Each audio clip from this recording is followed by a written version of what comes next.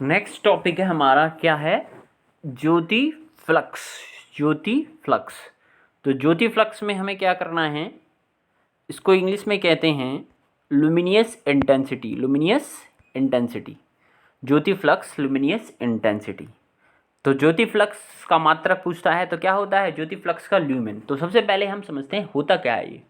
तो फ्लक्स क्या होता है, फ्लक्स मीन्स एक इमेजिनरी लाइन, एक काल्पनिक रेखा। कैसी रेखा, एक काल्पनिक रेखा। कैसी रेखा, काल्पनिक रेखा है।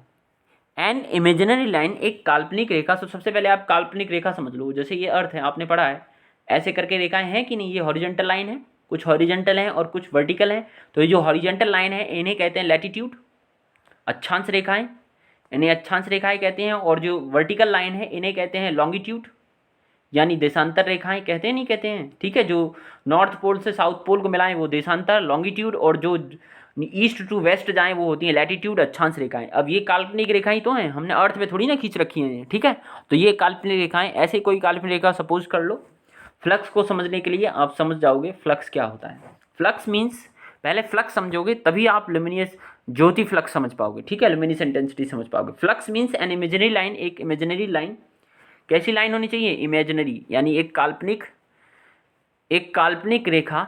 एन इमेजिनरी लाइन, एक काल्पनिक रेखा, काल्पनिक रेखा। An imaginary line through which a physical quantity can travel, जिसके थ्रू कोई भौतिक राशियां क्या हो, ट्रैवल कर सकें, क्या हो, ट्रैवल कर सकें, ठीक है। सिर्फ यही होता है और कुछ नहीं होता, इतना आपको करना है इसमें, इससे ज़्यादा आपको और कुछ नहीं करना है। अब आके ये ज्योति फ्लक्स का मात्रक पूछता है तो क्या बताओगे, ज्योति फ्लक्स का मात्रक क्या होता है, ल्यूमेन, ठीक है। आगे चलते हैं, नेक्स्ट है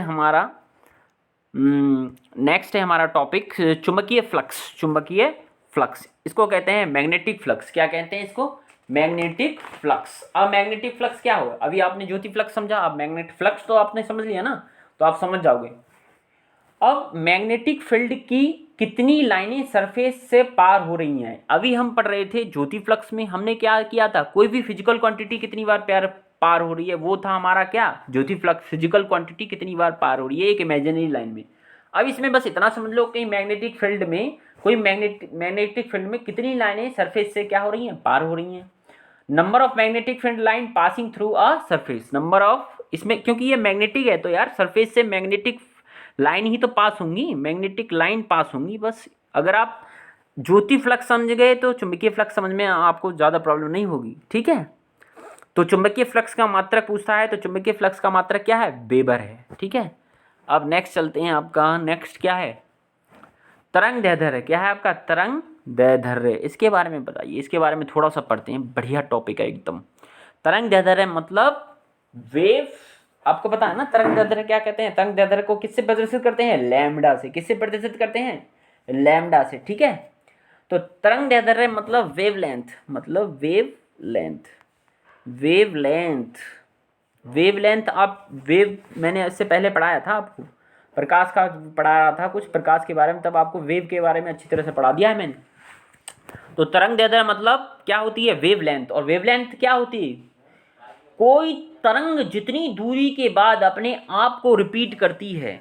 कोई भी तरंग हो भाई, कोई भी तरंग जितने दूरी के बाद अपने आप को क्या करती है, जैसे ये कोई तरंग जा रही है, कोई भी तरंग जितनी दूरी के बाद, जितने डिस्टेंस के बाद अपने आप को क्या करती है, रिपीट करती है। याद रखना, ये बहुत इंपॉर्टेंट है। कोई भी तरंग, कोई भी वेव हो, ओके, कोई भी वेव हो, कोई भी वेव जितनी दूरी के बाद, जितने डिस्टेंस के बाद, ये याद रखना, जितने डिस्टेंस के बाद अपने आप को रिपीट करती है, ओके।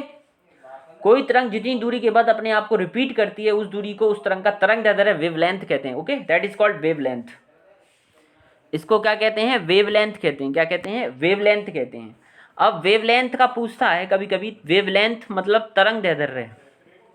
तरंग दैर्ध्य का पूछता है बच्चों, क्या पूछता है तरंग दैर्ध्य में, तरंग दैर्ध्य का मात्रक क्या है। तो तरंग दैर्ध्य को किससे प्रदर्शित करते हैं, तो आप बता देना, तरंग दैर्ध्य को किससे प्रदर्शित करते हैं, लैम्डा से। किससे, लैम्डा से। किससे, लैम्डा से। और तरंग दैर्ध्य बराबर होता है, एक न्यूमेरिकल निकालने में आसानी होगी, तरंग दैर्ध्य बराबर होता है लैम्डा इज इक्वल टू, बराबर होता है v upon F, v upon F, ये याद रखना, lambda equal to v upon F, okay.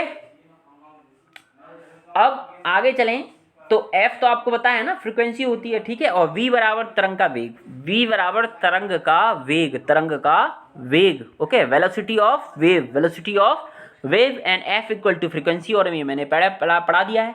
तो तरंग दैर्ध्य बराबर होता है V upon F, lambda equal to V upon F, lambda equal to V upon F, lambda equal to V upon F. Next है आपका लास्ट टॉपिक है बच्चों, प्रदीप्ति घनत्व, प्रदीप्ति घनत्व, ओके। तो प्रदीप्ति घनत्व, आपने प्रदीप्ति घनत्व तो बस इतना समझ लो, फिर भी मैं पढ़ा दे रहा हूँ, चलो।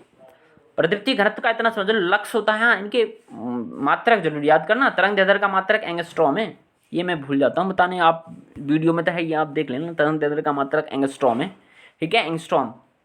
अब नेक्स्ट है हमारा प्रदीप्ति घनत्व, इसका मात्रक है लक्स, क्या है, लक्स। तो पहले प्रदीप्ति समझ लो आप, प्रदीप्ति क्या होता है, इसको इल्यूमिनेशन कहते हैं। अच्छा, इल्यूमिनेशन क्या होता है, इल्यूमिनेशन आप खुद सोचो, इल्यूमिनेशन क्या होता है, इल्यूमिनेशन।